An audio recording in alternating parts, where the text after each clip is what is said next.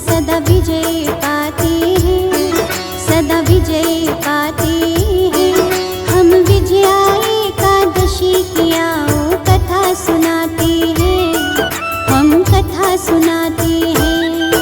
एकादशी व्रत है महान, सुनकर होता कल्याण। एकादशी व्रत है महान, इसे पूजे सकल जहान।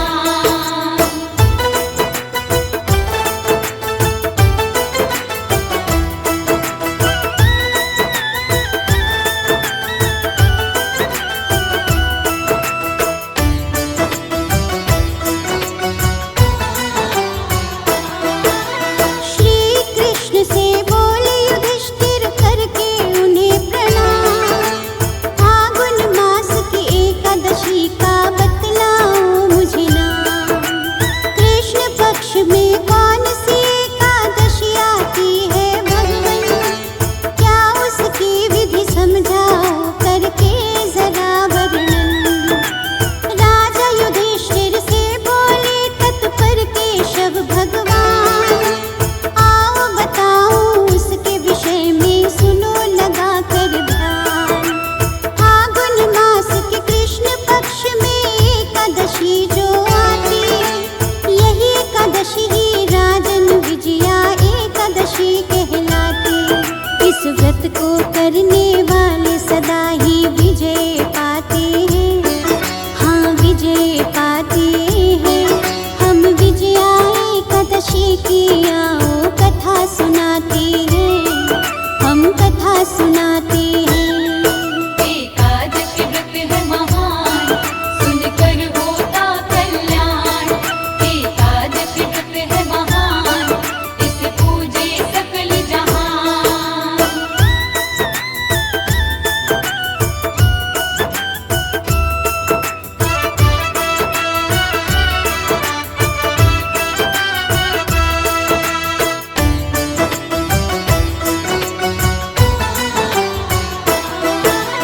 आगे बोले कृष्ण बताओ एक समय की है बात। नारद जी ने ब्रह्मा जी से पूछा था जोड़ के हाथ।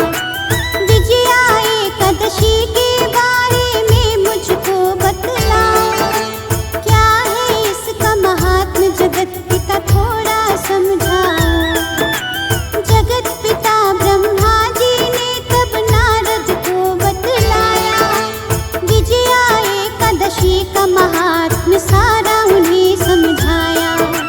विजया एकादशी का व्रत सारे पापों को मिटाता, हार कभी नहीं होती उसकी सदा जीत है दिलाता। आगे नारद जी को ब्रह्मा जी बतलाते हैं, ब्रह्मा जी बतलाते हैं।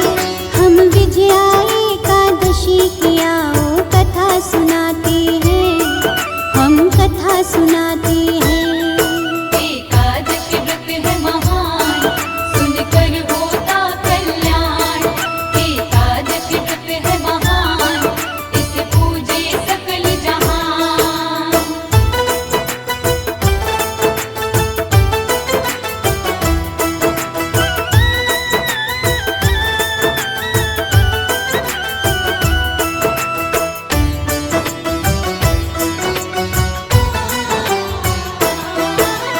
त्रेता युग की बात है नारद सुनो लगा कर कान।